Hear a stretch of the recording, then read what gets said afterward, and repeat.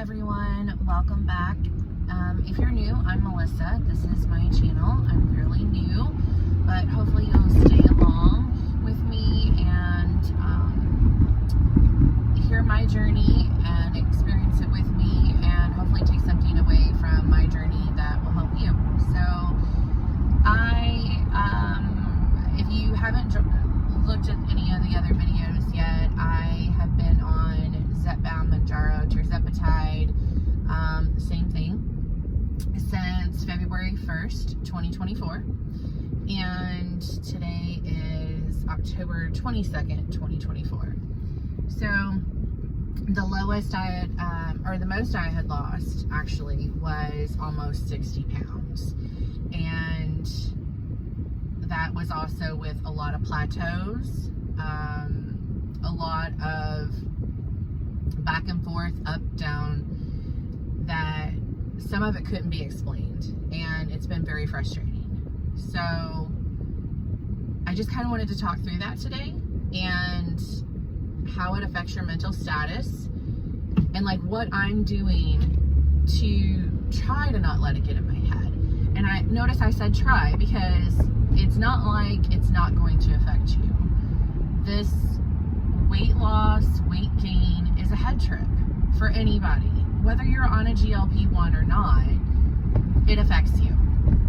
So I'm actually headed to a vitamin shop locally in Kentucky to check out their protein options and some different things, just to see if I can find some new cool things to try and get some protein in different ways. So let's talk for a minute about mindset. And this GLP-1 has been a blessing for me.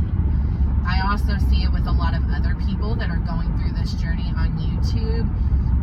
Sunshine Storyline, Cheryl, she just did a video about it as well, that it has been such a blessing for her. Two reasons why. First, the Tirzepatide I'm on eliminates my food noise. Again, I thought everybody had food noise, and that's just not the case. I didn't realize how much I thought about food noise, really, until it was gone. Excuse me. So, the other thing the GLP-1 does for me, my Tirzepatide, is your appetite suppression. It does suppress your appetite. I don't know if I said this in my first video. I don't think I've said it again. I'm a bariatric patient also. I had the vertical sleeve gastrectomy in 2013. I unfortunately gained over 50 pounds back after that weight loss. I had lost like 167 pounds, but I had gained with pregnancy and medications for in vitro.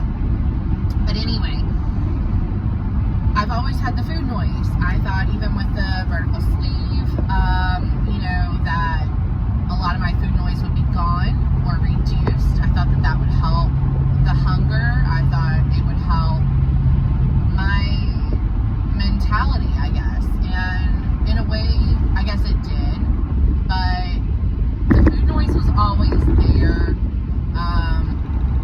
And I don't know if I was just not as aware of it, or what it was. But anyway, being on this GLP-1, I don't think about food as often, and that is amazing. When I do think about food, it's like, oh God, look at the time. I've not ate in like 5 or 6 hours. I probably need to eat. Or, oh God, I gotta eat. I don't want to eat. So it's been a blessing to not have the constant noise in your head that focuses around food. I don't think that, well, I know, without the GLP-1, I would still be struggling so much with it. The appetite suppression has been amazing too, because I can sit there and I am full very quickly. I try to go for kid meals when I'm able to. Sometimes restaurants will not allow you to because they have an age limit. If my son is actually getting something that I can get an adult size for, then I'll get it for him or something like that. Like if he wants catfish, we get the big adult size catfish because he'll eat the whole catfish. And he can always always take his veggies home. I try to do just the kids' meal because I cannot eat that much anymore, even though I am still heavy. And when I'm done eating, I have that food suppression and just food aversion to where I'm like, oh, I just don't want to look at that anymore. I can't look at it. It's going to make me sick. I don't want it. I have to get it away. So for 3 months, I stayed in the 280s. It was really a challenging time for me. It was hard on my psyche. I beat myself up constantly asking what I was doing wrong. Why wasn't this working for me? Why did this have to,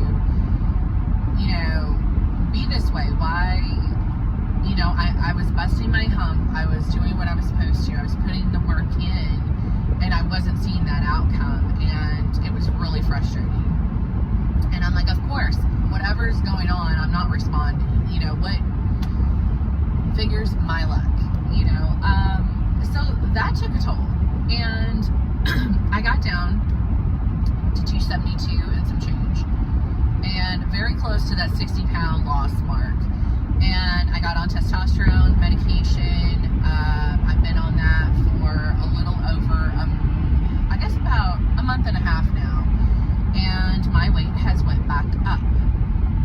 And I can hit my macros all day long. I can hit my protein intake all day long. I can work out, like I've been with my trainer, and it still goes up. And I'm logging everything I eat. I've thought about it. I've thought about not logging it because I'm like, what the hell? Screw this. I put in all this work and I'm just going up again, and I'm busting my butt, and I need something to shift. That is the old way for me of thinking, and it's really hard to get past it because negativity, I feel like, is always ingrained in our heads. I lost a little bit again, and I have not hit the 270s again. I lost a little bit again, and then I gained. So I talked to my hormone doctor the other day. Sorry, I'm merging. And she's like, Melissa, you need to throw away the scale. You are obsessed with the scale.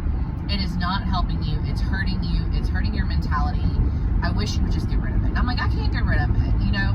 Every day I would weigh myself because it's information. It's information for me, based on what is going on with my body. Maybe I walked a lot the day before and I gained. Okay, well, that's water retention. The amount of water retention is ridiculous, by the way. And I'm like, what else can I do? What else can I do? So I have decided with my trainer that I will not weigh myself every day, but I'm not going to forgo the scale completely because information is power, and I need that information.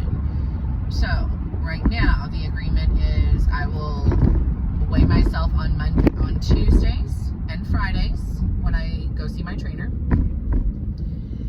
and that will be it.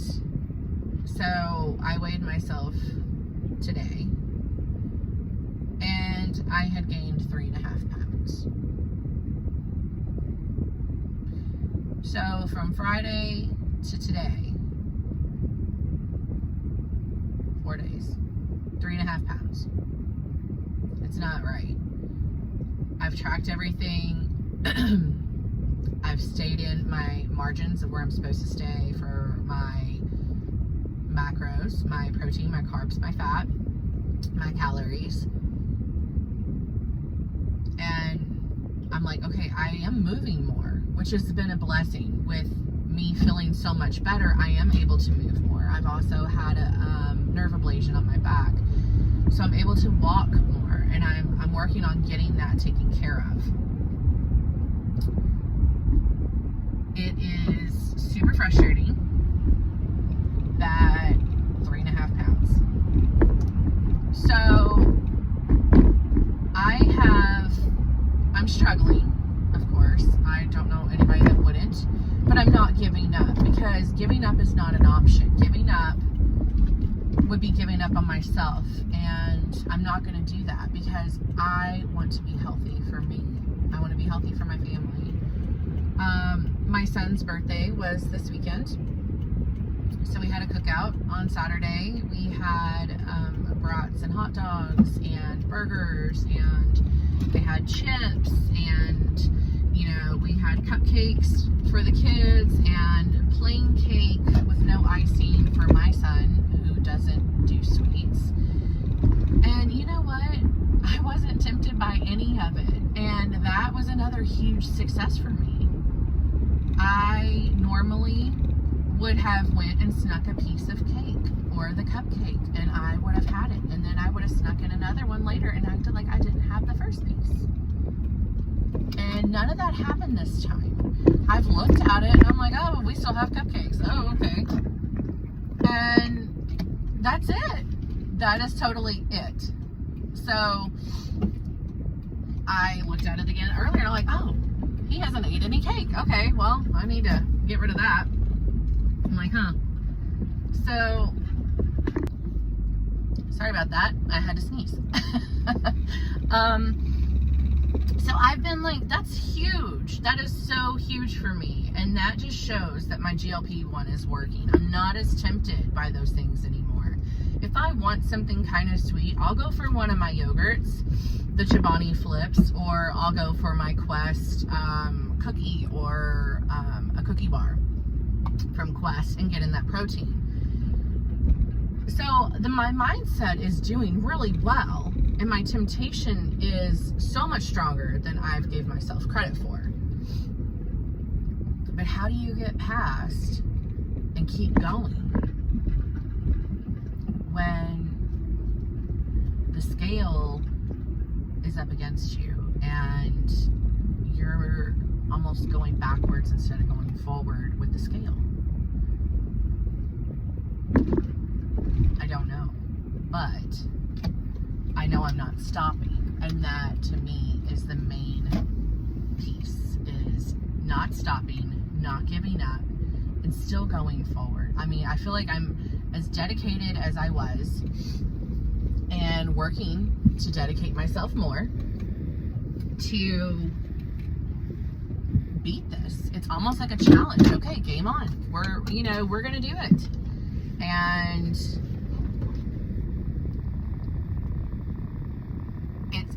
I've got to work on my mindset and not let the scale beat me up so much, because it does mess with your head in a lot of different ways.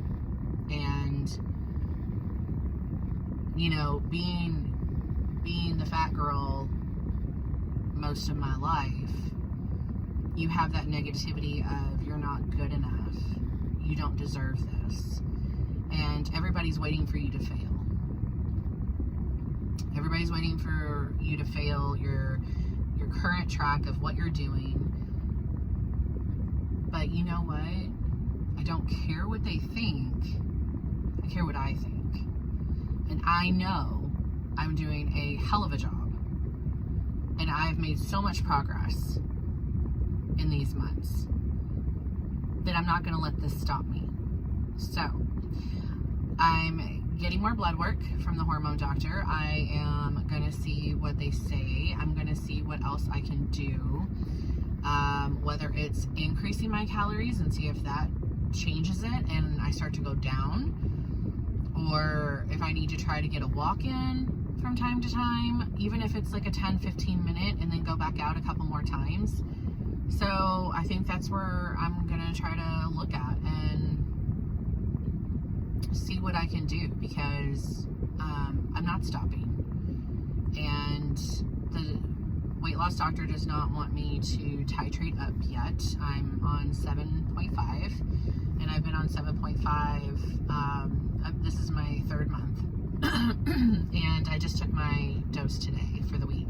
So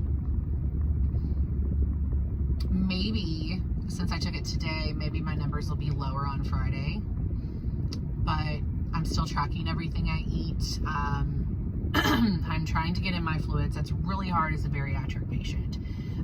If you've ever had bariatric surgery, I think it's pretty common for patients that have went through that to struggle with getting fluids in and constantly being dehydrated. So I'm gonna go in here to the store, see what goodies I can find for protein, and I'll talk soon. Have a great day. Okay, so I went in the protein and health store, the vitamin shop, and they had quite a lot. I honestly felt like I was very overwhelmed. There was a nice gentleman in there that tried to help me. It's just you don't know what you're looking for at the time, which makes it a little rough, right? So I did find some clear protein drinks. This one is prickly pear. This was already in the refrigerator, so I wanted to get it and try it. I did while I was in there because I didn't know if I would like them. They had an orange flavor. It's tropical orange, I think is what it was called, in there. So I asked the gentleman, he was so nice about it, if I could please drink it. I was like, I'll pay for it. You can hold my card if you want to while I shop. But I was like, can I go ahead and open it and drink it so I know if I like it or not? And he was like, yeah, I think that'd be okay. So I liked it. I think I like the prickly pear better, actually, because I just took a drink, my first drink, before I started.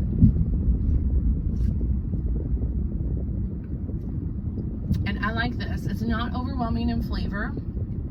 It doesn't have that aftertaste that a lot of the protein drinks are having, the ones that say that they're clear. So this is by Clean Simple Eats, right here. And it is 90 calories and 20 grams of protein, 2 carbs, and 0 sugar, and no fat.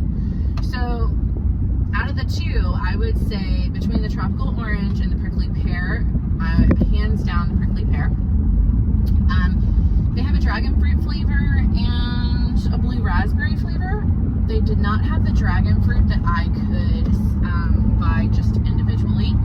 So I did buy the one of the blue raspberry to see if I will like it or not. So I will keep you guys posted on that and let you know if I like it. I also found a lot of different protein things, like the protein bars, different cookies, I saw some of my protein favorites in there, the Legendary Foods protein pastries. Those were in there.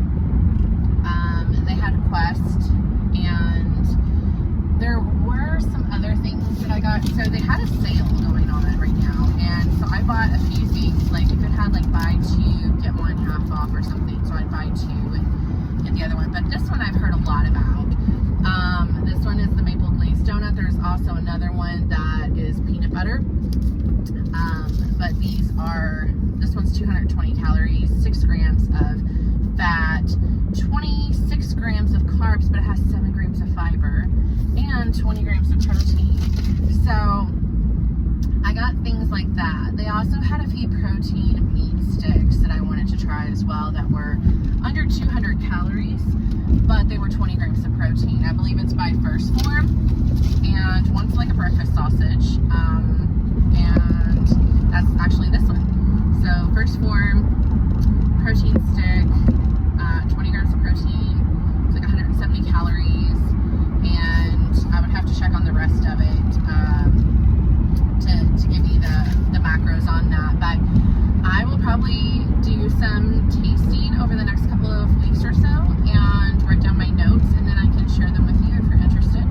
So if there is something that you're interested in protein-wise or supplement-wise, let me know in the comments, and I will see if I've either tried it or can let you know my thoughts about it. I will say this. I think it's best if you can get things one at a time instead of in bulk until you know that you like it, because your taste will change. They taste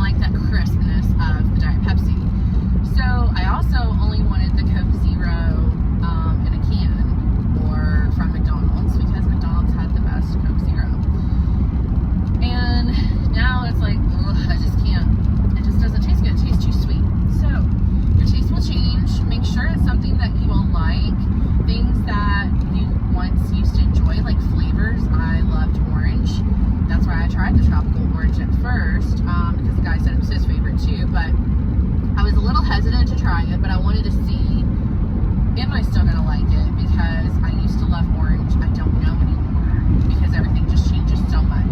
So same thing with like buying a lot of different foods in bulk. Unless you are currently liking the taste, I would not buy very much at a time, because I know you want to keep your favorites on hand. That's the same thing I do all the time. You will end up with a lot of stuff that you end up tossing or trying to give away because it just doesn't suit you anymore and you can't taste it. It's not, you can't handle the taste.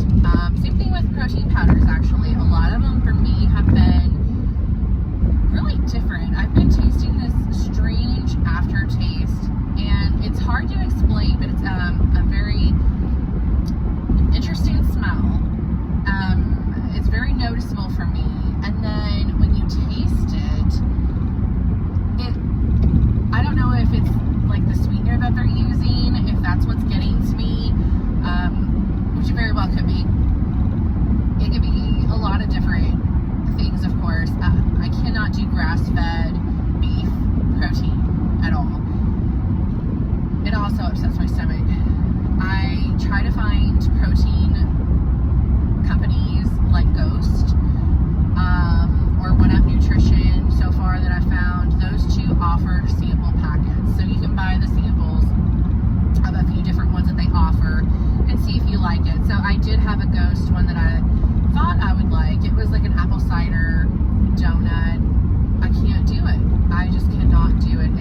There's something about that taste and the smell of it that I just couldn't. Now the Oreo and the Nutter Butter Ghost protein powders were great. I did not have an issue with those two at all. A long time ago, this brand, the Clean Simple Eats, I was not able to do their protein powders because I felt like they weren't sweet enough and lacked a lot of flavor with their protein powders. So I'd only tried a few different ones. They do offer samples, by the way, of their products as well. So I highly recommend trying different protein powder samples if they offer them. If they don't, it doesn't hurt to send a message to the company and just ask if they offer samples for you to buy. It's not like you're looking to get something for free. You honestly want to try their product just to see if it meshes with you.